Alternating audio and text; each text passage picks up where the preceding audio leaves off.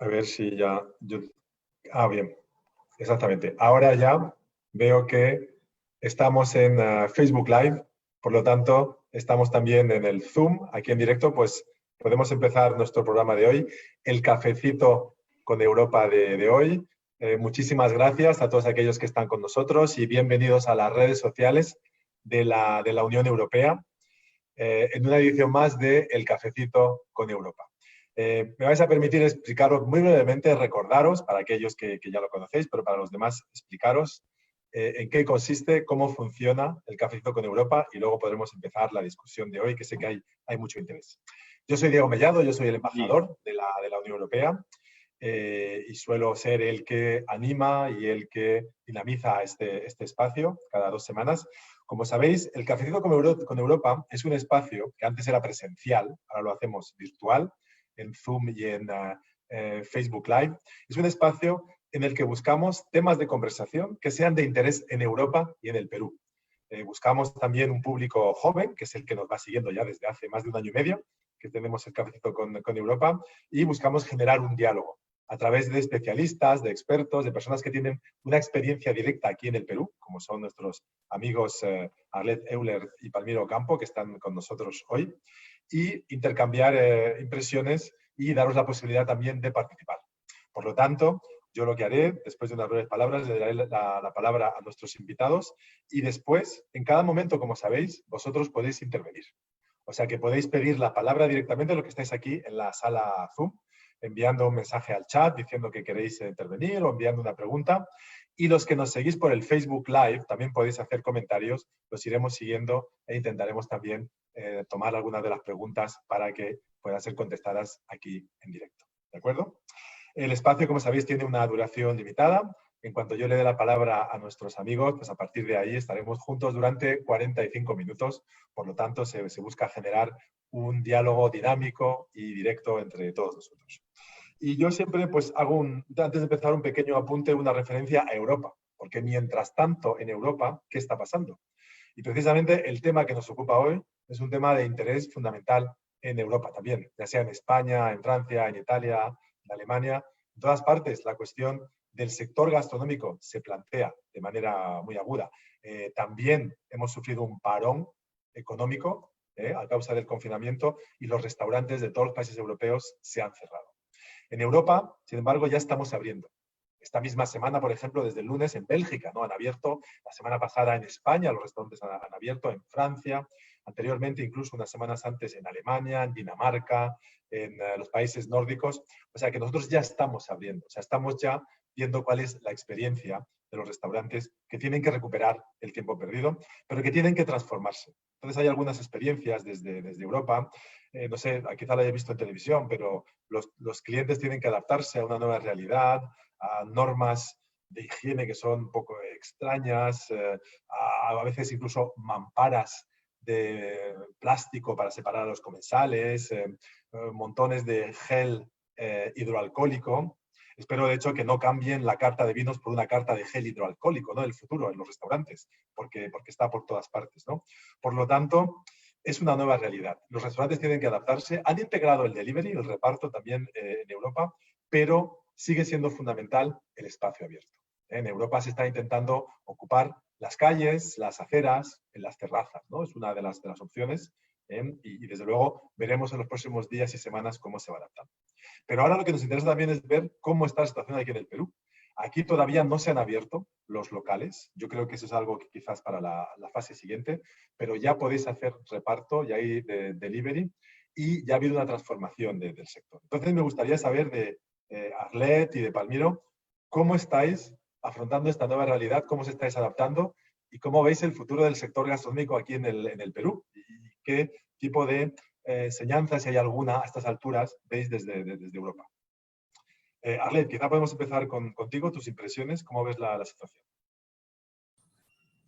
Hola a todos, ¿qué tal? ¿Cómo están? Encantada de participar y de poder dar mi punto de vista, ¿no?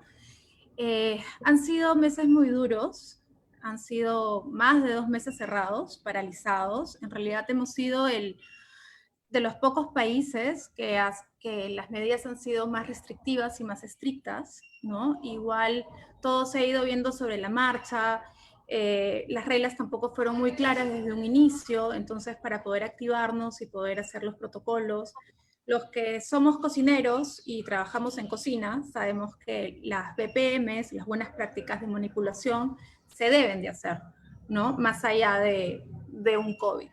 Lo que tenemos que hacer ahora es mantenerlas, revisarlas. Por ejemplo, dentro de las ideas innovadoras para poder mantener estos protocolos, una amiga que tiene mis cupcakes me cuenta que ella ha puesto una alarma y cada 2 horas la alarma suena y les recuerda a las chicas que se tienen que enjuagar las manos, ¿no? Entonces nos tenemos que poner creativos porque a veces uno mismo no se da cuenta y está hablando y se toca la cara o cosas así, ¿no? Entonces tenemos que ser cada vez más conscientes de eso. Pero más allá de las buenas prácticas de manipulación, de los protocolos que tenemos que seguir de bioseguridad, tenemos que, esta reapertura ha sido muy dura porque en mi caso mi formato nunca ha sido un formato para delivery y hemos tenido que ajustarnos a platos clásicos de Matria que han pasado a través de estos 8 años, pero que además vayan a llegar bien a tu casa, ¿no? Y por otro lado, lo que también nos preocupaba bastante es que esta ley, la ley aprobó el uso de cualquier contenido. Entonces tú puedes hacer tu delivery en cualquier contenido y ya no importa si es de Tecnopor o lo que fuere, ¿no? Entonces era algo que también ya esa lucha que ya se estaba ganando acá en el Perú un poco, ¿no? Que esperemos que ahora los consumidores tengan más conciencia, porque además tenemos otro tipo de desechos que son igual de tóxicos o más. Entonces, incluso incluir estos envases biodegradables hace que el producto sea más costoso. Entonces ahí tenemos otro reto, ¿no? Que si de por sí ya te percibían como un restaurante costoso, lo que le sumaba era la experiencia, ¿no? ¿Qué experiencia me das? Que yo siento que lo vale, más allá de que seas un restaurante que sea consciente, de que trabaje con pequeños productores o que si los productos sean orgánicos, ¿no? Acá en Perú siempre ha primado este bueno, bonito y barato, pero ahora tenemos que ser incluso más conscientes de que si a estos costos que se han mantenido, que no han bajado, le estás agregando envases biodegradables, el costo va a ser más elevado, ¿no? Y si le agregas un delivery propio, va a ser más compleja la logística. Entonces son todos estos cambios nuevos en los que nos estamos adaptando. Abrimos el 28 del mes que pasó y el primer día creo que tuve 6 pedidos, pero sentíamos que habíamos hecho 100.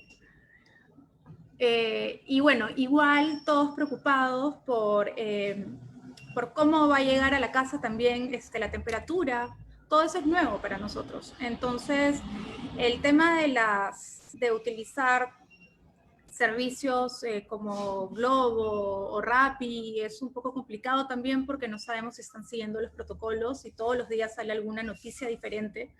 Entonces, muchos clientes preguntan qué tipo de servicio estamos usando, ¿no? Entonces, incentivamos el recojo, porque igual no somos muchos, sino lo que hemos hecho es nuestro servicio de sala y valet parking, van en bicicleta a tu casa. Y estamos viendo cómo abarcar más distritos, porque sí, es un negocio, y como negocio tiene que generar para poder existir, porque si no, no se va a poder. Entonces ahí es donde nos tenemos que poner creativos. Muy bien, muchas gracias. Pero, Palmiro, tú en cambio acabas de abrir el local, ¿no? O sea, que has tenido que adaptarte también, como ha dicho Arlet, pero además, encima, con un local nuevo que acaba de empezar, ¿no? El Checha Bachibar.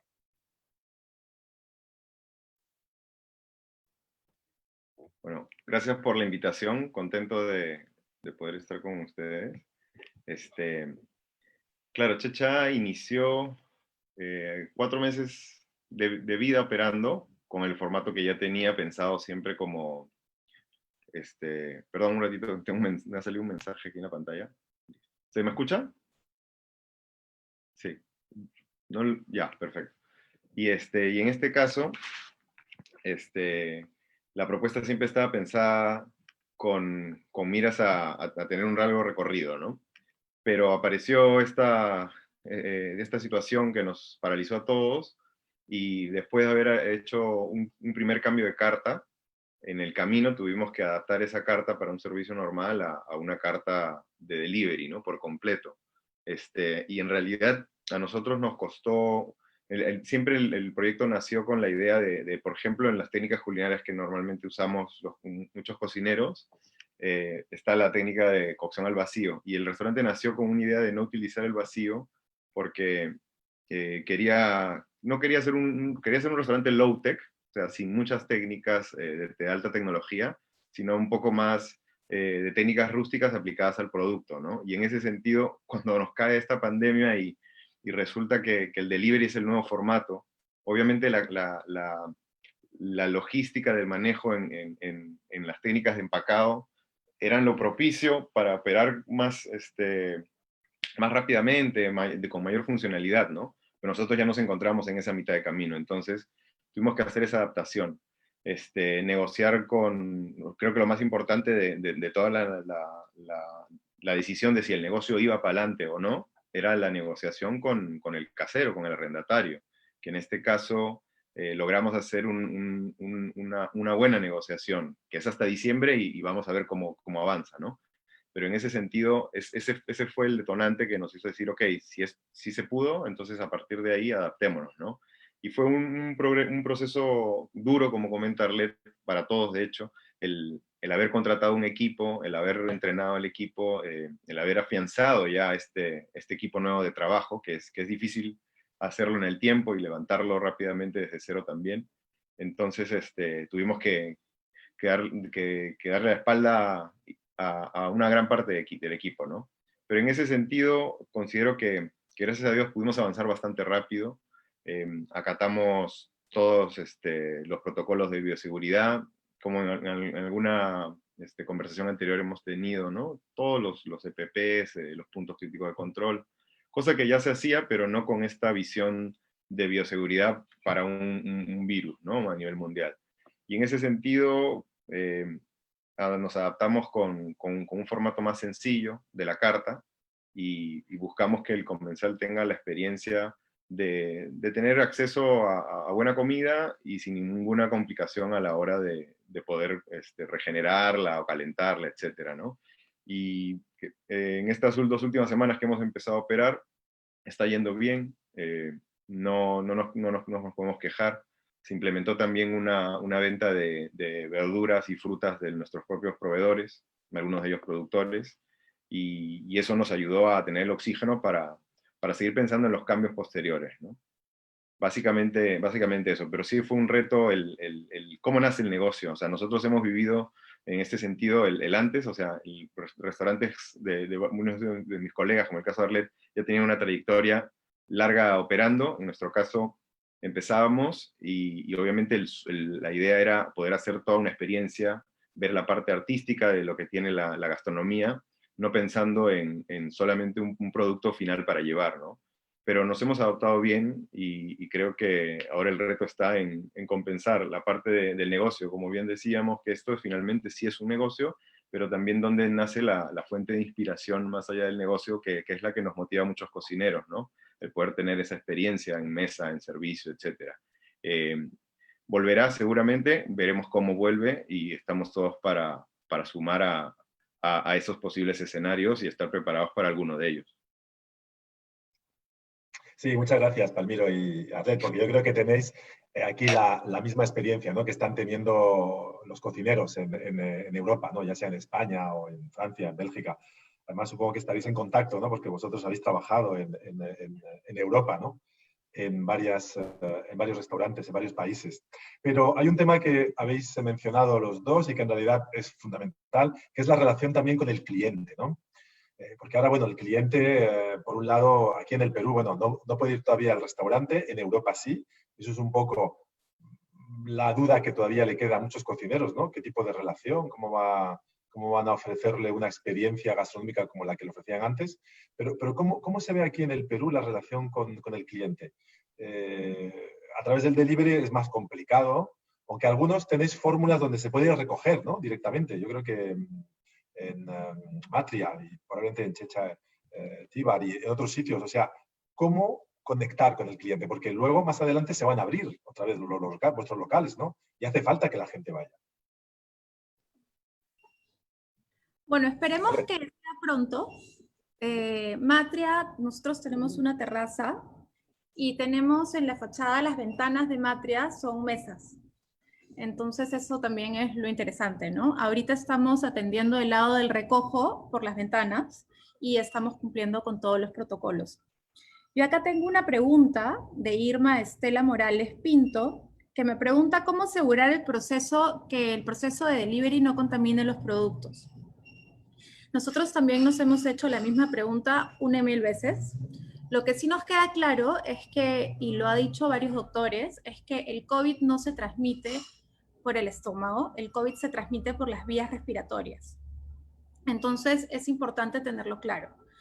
El COVID, pasada cierta temperatura, no sobrevive. Entonces el problema va a ser el tema de la manipulación. Y por eso nosotros estamos utilizando a nuestros trabajadores del salón que siguen todos los protocolos para entregar el delivery a las casas, ¿no?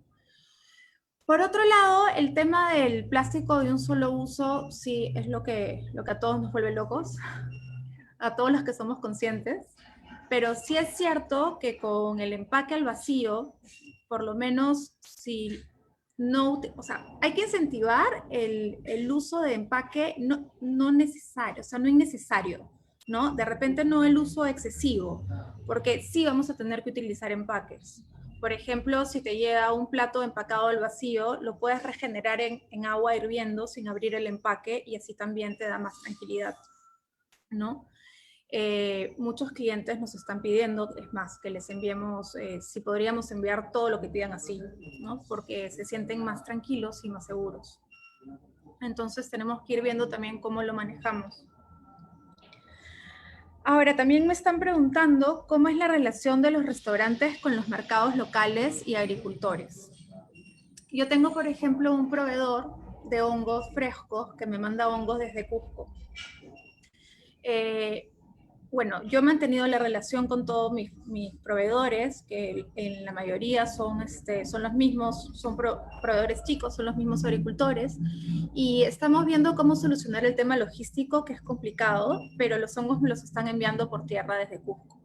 Lo que sí es cierto es que, claro, estamos en Lima, la gastronomía no se centra en Lima, y tenemos que intentar ser más locales también, ¿no? Y utilizar productores que estén más cercanos. Pero ¿cómo hacemos con los productores que han trabajado todas sus cosechas, ya pensando en los restaurantes que ya les compraban, ¿no? Entonces está la gran pregunta de cómo hacer también para apoyarlos. Lo que está haciendo Palmiro con los kits y en Checha es interesante porque puedes vender los productos directamente.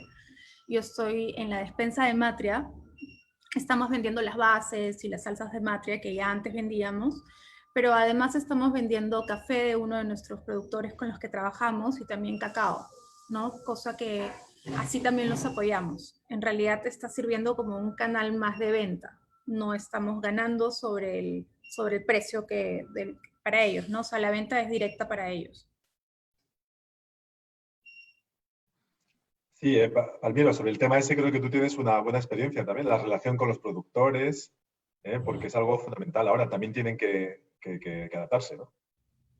Sí, a mí me gustaría, o sea, de hecho hay muchas interrogantes sobre el tema de si te infectas o no y la transmisión por el delivery, pero creo que sería importante llevar la conversación también por lo positivo que destacar de ahora de este nuevo formato, ¿no? Y una de esas cosas es justamente esa relación con los productores.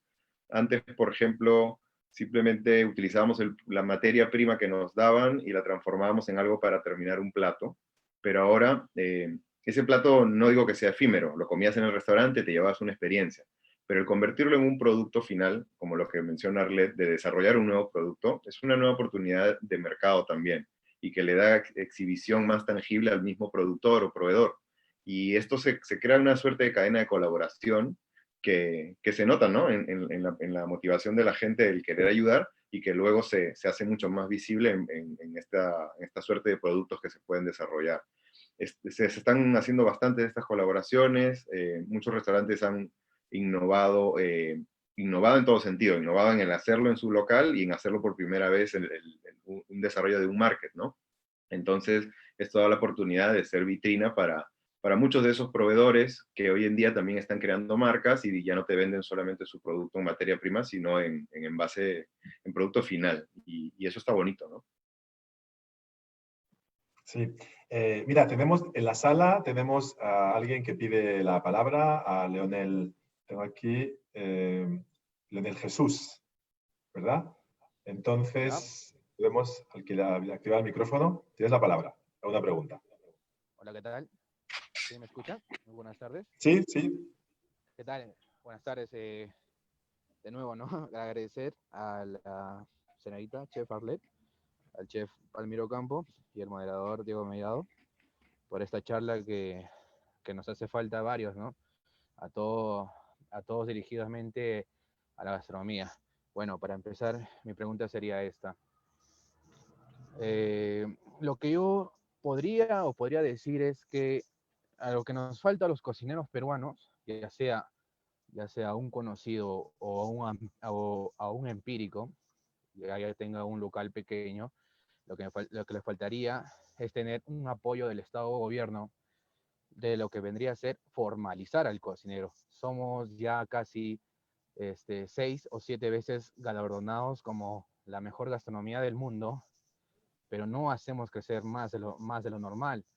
Al cocinero normal o el cocinero empírico cocina por sí haber aprendido de experiencia, pero yo creo que si hubiéramos tenido la formalización completa, ya desde unas buenas prácticas de manipulación, yo creo que sin necesidad de tener protocolos del Estado que cobren una alta cantidad de dinero, a lo que yo he podido escuchar y he podido investigar, yo creo que sin esa necesidad de pagar ese altísimo dinero, yo creo que sí hoy en día, todos esos cocineros que hoy en día tienen su cocina para poder repartir su menú o su delivery, podrían transmitirlo sin necesidad de pagar alto dinero, ¿no? ¿Ustedes qué opinan? ¿Qué podrían decirme de esa parte, ¿no? De la formalización del cocinero o de la persona, ¿no? Disculpe, muchas gracias. Gracias, José Luis. Han habido programas, ahora no recuerdo uno de los nombres, era un programa muy famoso del Estado en articulación con el sector privado de educación, donde recuerdo, por ejemplo, ¿no? que algunas universidades tenían un formato de educación para cocineros empíricos, que duraba entre 2 años o 3 años como una especie de recategorización, y los titulaban, ¿no? Programas como estos son interesantes, que se repitan, no recuerdo que se estén repitiendo, pero de hecho sí es importante esa formación, y esta es una formación además que era a modo de beca, ¿no? En ese sentido, este tipo de programas son muy enriquecedores para bastantes personas, pero en relación a las oportunidades de negocio,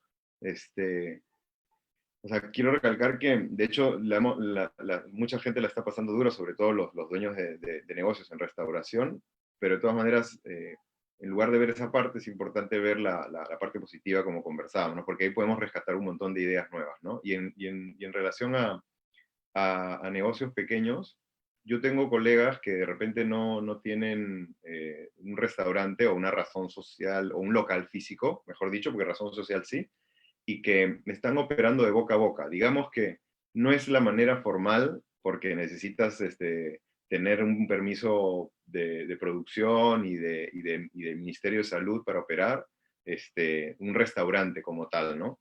Pero si tú ya reconoces, y hay casos, ¿no? de emprendimientos que están manejando sus productos en confianza vía WhatsApp con una red vecinal, etcétera, y ya conoces esa trayectoria, y ya conoces ya hay una confianza ganada.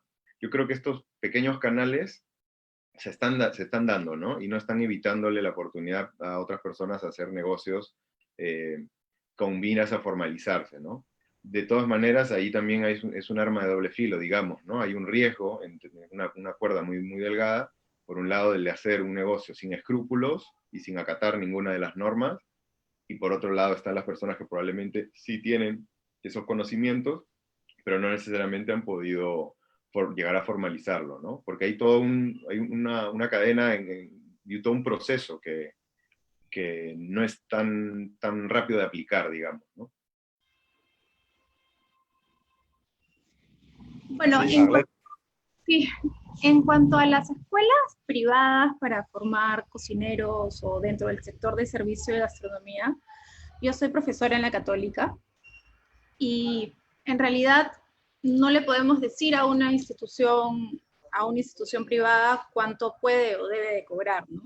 En el caso de la Católica es una ONG y todo lo que se cobra se reinvierte en educación y es bien interesante las categorías que tienen, ¿no? Pero eso ya va a estar dentro de la posibilidad que tenga cada uno.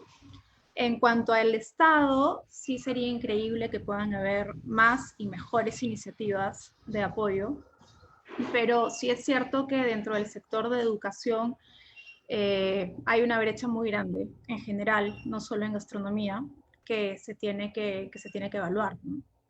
Y eso ya se viene arrastrando de muchos años. Ahora es bueno que también haya el apoyo como de la Unión Europea o de diferentes embajadas para poder subvencionar y apoyar y aportar, y que obviamente existan estas conversaciones y que se abran otros espacios de conversaciones y que sea una cadena de ideas para poder apoyar y ayudar, porque así van saliendo más cosas. En lo que es la formalización de un negocio, yo sí no fomento el ser un negocio informal. Sé que es difícil, pero se debe de hacer, ¿no? Es complejo porque al final es una empresa, tienes que pagar impuestos, tienes que regirte bajo reglas y bajo leyes, porque son los pasos que se tienen que hacer para poder trabajar y ser parte de una sociedad ordenada, ¿no? Casi el 70% de la población es informal y esta población informal ahora está viviendo momentos muy complejos, ¿no? Y muy difíciles. Y la única forma para poder apoyar a esta población es que esté formalizada de alguna forma. Entonces, yo sí recomendaría siempre seguir bajo el camino formal. No es fácil, pero hay muchos emprendedores como yo que lo he hecho y me ha costado y he tenido que aprender, pero es la forma.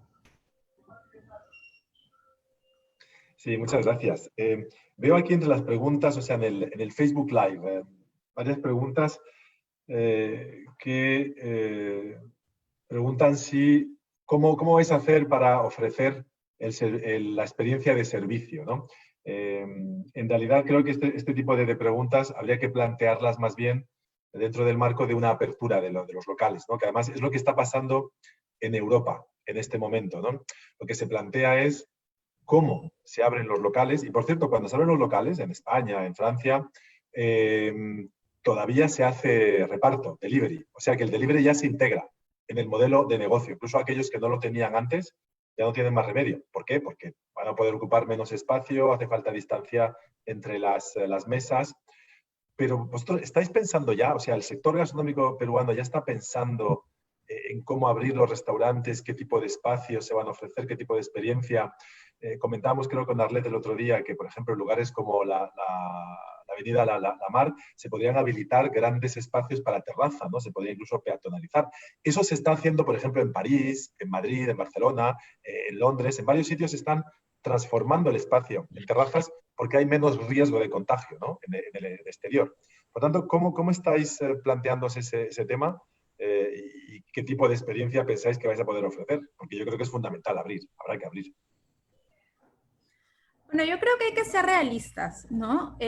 Ahora los emprendedores o propietarios tenemos que hacer esta ecuación en la que ahorita todo es nuevo, nos estamos adaptando a este cambio y tenemos que ver si efectivamente va a ser rentable o vamos a poder existir, ¿no? Porque yo siento que el 2020 va a ser de sobrevivencia y que el 2021 va a ser como para reposicionarte nuevamente, ¿no?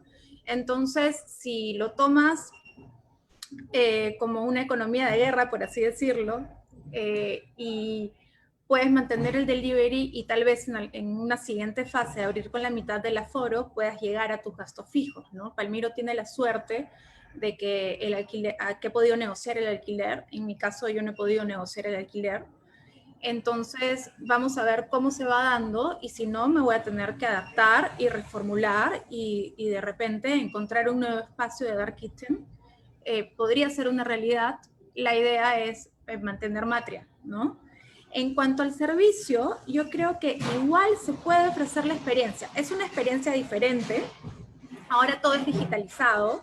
Y si de repente antes no le daba la... Sí, existimos en el Instagram, existimos en el Facebook, pero de repente no le dábamos la prioridad porque teníamos a los comensales que llegaban, ¿no? Y la experiencia era más persona a persona. Entonces, nuestro gran reto es ahora utilizar la tecnología para poder transmitir, o sea, transmitir los colores, transmitir tu filosofía. Por ejemplo, a través del WhatsApp Business hay un montón de funciones. Yo en realidad he hecho un box secreto que está interesante porque en el box secreto, Arlette, los clientes me dicen, ¿no? Yo elijo qué platos van a ir dentro de su caja sorpresa. Ellos no saben lo que van a comer, pero por ejemplo, ellos me dicen, yo tengo cierta intolerancia, o no como carne, o soy vegetariana, y en base a eso, yo les armo una caja secreta que les llega a su casa y es para compartir. Entonces, eso está interesante porque también me incentiva a seguir creando. Y lo puse como idea y ya me han pedido varias y recién tenemos casi 2 semanas. Entonces yo creo que si innovamos de esa forma, vamos a poder mantener también este contacto con el cliente, ¿no? Que es importante. Igual, esta idea de hacer la mar peatonal me parece increíble. Ojalá funcione. Sé que el alcalde está pro a eso. Hay que ver qué sucede.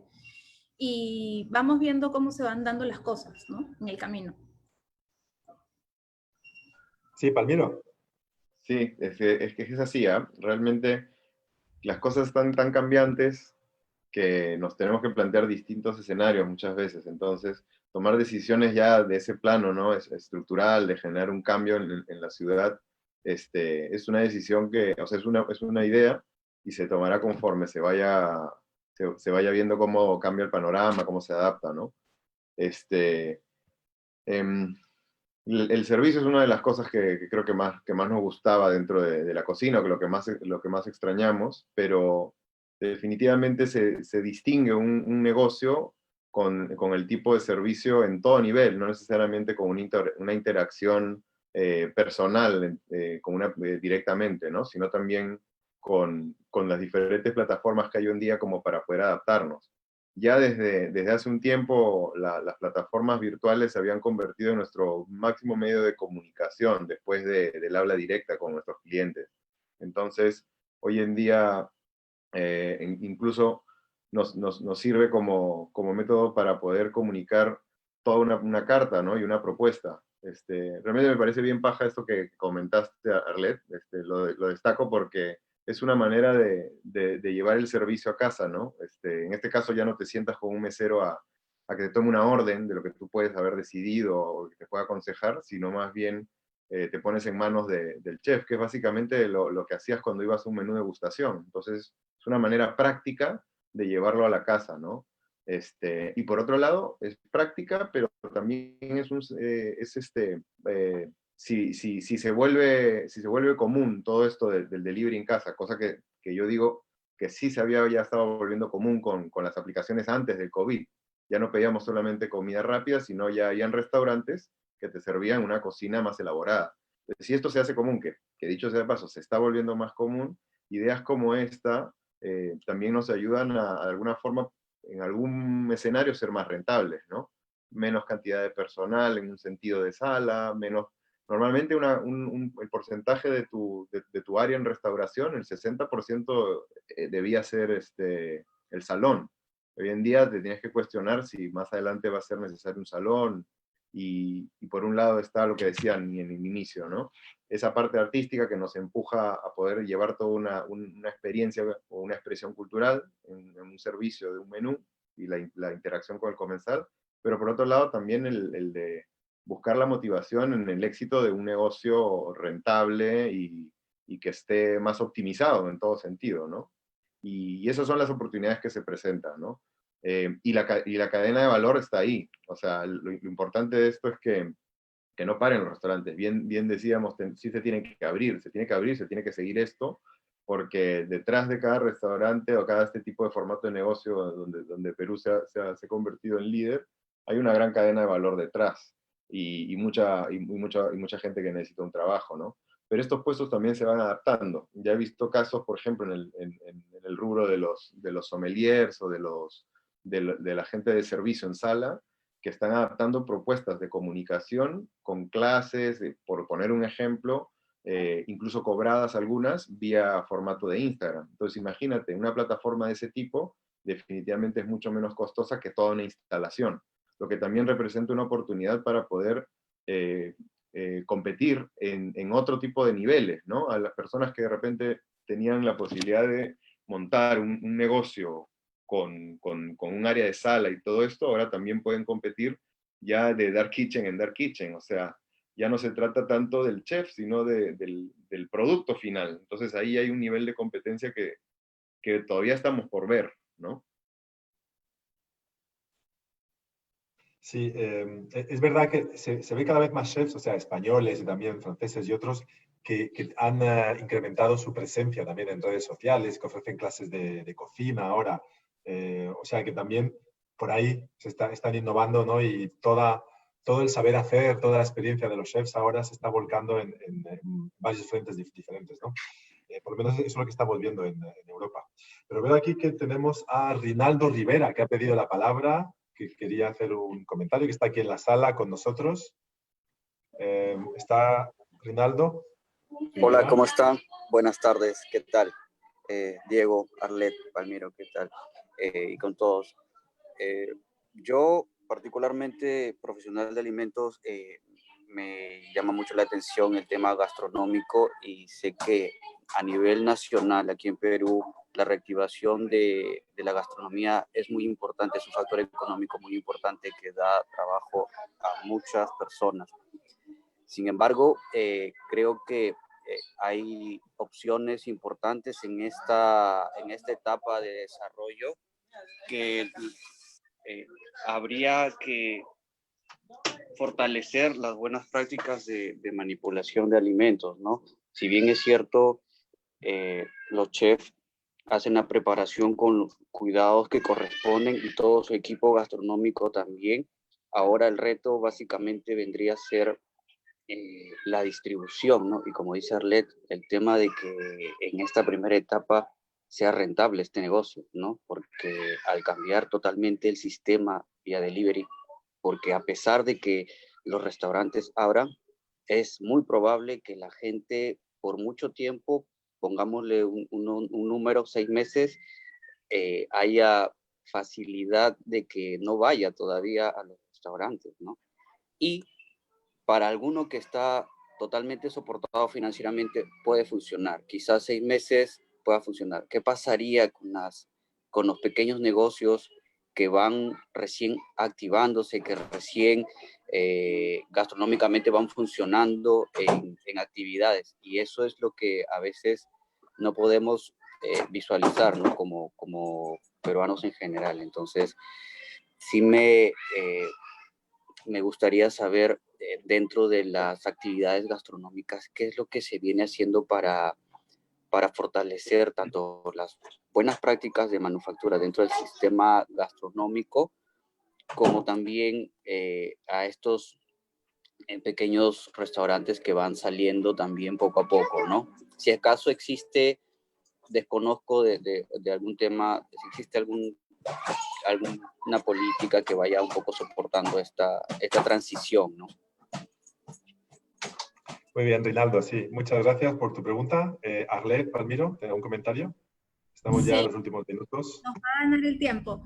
Mira, por un lado, mediante el gobierno, Canatur, que también representa al turismo, al servicio y a los restaurantes, han presentado un plan con leyes que se deberían de aprobar para ver el tema de más que todo de impuestos y de todos estos gastos que te van haciendo el negocio más pesado, ¿no? Entonces, para ver si de esa forma se pueden apoyar a negocios pequeños. Habría que ver, eso ya está, depende más del lado del Estado, de que se aprueben leyes. Por el lado del el delivery, de cómo va a funcionar el negocio, yo siento que ahorita es un prueba y error y nos vamos a mantener vivos los que generemos mayor confianza, porque además tenemos que pensar que el desempleo en general en el Perú ha aumentado y cada vez va a ser más. Entonces, no todos vamos a poder tener el nivel adquisitivo para poder consumir de restaurantes diarios. Lo bueno, lo bueno es que estamos cocinando cada vez más en casa también, que eso es importante, y hoy por hoy eso también ayuda, ¿no? Habría que ver cómo se da, porque como les digo, todo esto es nuevo para nosotros. Tenemos de ejemplo a España, a Francia, a otros países que ya se han activado, pero ellos también no pararon. Entonces, como no pararon, no tienen toda esta carga que hemos tenido los restaurantes que ya habíamos parado. Entonces, tenemos que ver cómo se va dando esta fase, si esta reactivación, si va a funcionar o no. Tenemos que adaptarnos al cambio y tampoco aferrarnos, ¿no? Y ver por dónde y encontrar la mejor forma y la mejor salida. Lo que sí para mí queda claro es que como cocineros vamos a seguir haciendo lo que más nos apasiona y es cocinar.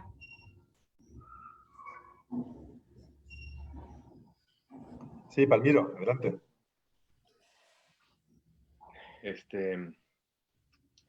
Como conversábamos, realmente el delivery es un camino que se ha tomado hoy, ¿no? Para poder sobrellevar la situación. Pero el delivery no es el único formato que tiene una propuesta de restauración para poder compartir su forma de trabajar, su concepto culinario, etcétera, ¿no? Entonces yo creo que los cocineros, todos nos estamos adaptando, y los que están por venir, los cocineros que están en las escuelas, que es también importante destacar, que hoy en día muchos de ellos presentan dudas de si llevar la carrera o no, o cuál debe ser el enfoque de esta, que en realidad no pierdan la esperanza, porque están siendo parte de un momento imprescindible para la evolución de la misma gastronomía. O sea, eh, dicen que sin crisis todo viento es caricia, ¿no? Esto es una forma de decir, eh, ya habíamos hecho un montón de innovación en este sector, eh, algunos países más avanzados que otros emulando las prácticas de países que habían llegado o destacado en otro tipo de prácticas, pero lo cierto es que la inflexión, este punto de inflexión que genera esta situación, definitivamente nos va a llevar a darle la vuelta a la tuerca. Entonces, es una gran oportunidad para futuros cocineros de entender otras necesidades y estar preparados para cosas como estas, ¿no? Es muy difícil poder estar preparados para algo como esto, pero si se practica se puede conseguir una forma de que finalmente se genere una adaptación a todo esto, ¿no? Entonces, yo creo que es vital que sigamos con la misma motivación, a pesar de que es difícil enfrentar estas circunstancias a nivel emprendedor, a nivel negocio, a nivel creatividad, etcétera, pero todavía hay mucho por delante, ¿no? O sea, este es el comienzo de un cambio, y ese cambio no lo va a sobrellevar ni el más fuerte, ni el más capo, ni el que tenga más años de experiencia, sino el que se sepa adaptar. Y eso es una capacidad que tenemos todos, ¿no? En diferentes formas. Entonces, eso es básicamente, ¿no? Yo creo que es importante también recalcar de que hay que generar comunidad, y que es importante incentivar compartir más que competir, ¿no? Sé que de cierta forma todos vendríamos a hacer competencia, pero si todos nos damos la mano, creo que se va a poder salir adelante. Eso es De hecho, y eso es justamente lo que se ha estado visibilizando, ¿no? Estas cadenas de colaboración muchos restaurantes están volviéndose generadores de donaciones a partir de la venta de sus productos en general, de sus servicios, y eso es algo que antes no ocurría. Entonces, ahí yo veo una adaptación que sí es positiva, ¿no? El poder generar una cadena colaborativa como ocurre con los negocios de las aplicaciones de taxi, por poner un ejemplo, ¿no? Generó sí más empleo al simplemente enlazar y comunicar y generar esta comunidad que comentas. Lo mismo está ocurriendo en este nuevo sector, ¿no? Con los productores, con los proveedores, y esta cadena de colaboración que ya está trascendiendo a la parte del negocio y se está yendo a estructuras sociales vulnerables que también pueden verse de alguna manera beneficiadas. Y más allá del beneficio que genera, ¿no? Porque probablemente la donación de uno de esos productos es un rasguño frente a las situaciones que hay en estas zonas, pero sí está generando el incentivo de que más empresarios lo vean como un modelo a seguir. Y esto eventualmente se va a convertir ya no en un rasguño, sino en una gran cantidad de cadenas colaborativas que trascienden a la parte del negocio. Entonces, digamos, dentro de todo lo feo o lo malo, hay ese tipo de cosas que nos ayudan a motivarnos y apalancarnos sobre ello para seguir adelante, ¿no? Y va a depender mucho de la actitud con la que todos tomemos estos cambios, ¿no? Porque depende de eso, ¿no? Si tenemos una actitud positiva y nos podemos adaptar, yo creo que sí vamos a poder salir adelante. Muy bien, muchas gracias. Nos ha ganado el tiempo, pero eso es buena señal, es decir, que ha habido mucho interés. Todavía hay preguntas, todavía hay gente que quería tomar la palabra y veo comentarios que entran en el Facebook Live. Intentaremos hacer un seguimiento nosotros para daros alguna respuesta, pero este espacio tiene que concluir aquí porque lo importante es esta dinámica que hemos generado y yo creo que se ha visto también pues, muchas semejanzas, muchas cosas en común, ¿no? Con lo que está pasando en países europeos, en España y otros, donde se están planteando las mismas preguntas, ¿no? Donde los restaurantes, donde los chefs, los empleados, ¿no? Camareros, meseros, todo el personal de los restaurantes también está ahora viviendo una situación muy, muy difícil. La supervivencia del sector es fundamental. O sea, no es solo un tema puramente económico, no es solo un tema de un negocio, lo es también porque los restaurantes tienen que ganar dinero, estamos todos de acuerdo. Pero es algo más, es un tema cultural, es un tema social, es el modelo de sociedad que queremos, son los espacios públicos que hemos tenido y que seguimos buscando, forma parte de la cultura europea y también de la cultura peruana. Y además aquí es el gran orgullo de la gastronomía, por lo tanto es fundamental que sigan adelante. Es fundamental la confianza. He visto que algunos de vosotros habéis puesto comentarios aquí en el chat del Zoom y también en el Facebook Live sobre cómo generar confianza, los protocolos, generar confianza también en el consumidor de manera general. Y es fundamental, el consumidor tiene que sentirse seguro. Al principio será complicado. En España se han abierto los restaurantes, pero la gente no está yendo tanto como se esperaba. En Francia también, aunque las terrazas sí se están llenando, pero es de dentro, ¿no? Donde la gente tiene más problema. Habrá que ver cómo evoluciona, pero como hemos visto de Arlet y de Palmiro, lo importante es adaptarse, tener un espíritu abierto, y creo que vosotros lo habéis demostrado esta tarde, claramente, y desde luego yo os deseo lo mejor, todo lo que podamos hacer para colaborar con vosotros aquí como Unión Europea, y sobre todo lo que hacemos, facilitamos los intercambios y los contactos, ¿no? con Europa. Y aquí creo que estáis igual, chefs peruanos, europeos, creo que tenéis el mismo desafío. Por tanto, muchas gracias a todos, muchísimas gracias Palmiro, Arlet, mucho éxito en la transformación, innovación de vuestro negocio, y desde luego es un tema del que seguiremos conversando y seguiremos hablando. Muchísimas gracias a todos aquí en el Zoom y en el Facebook Live, y hasta pronto en otro Cafecito con Europa. Muchas gracias. Gracias Palmiro, gracias Arlet. Gracias. Hasta luego. Adiós a todos. Gracias.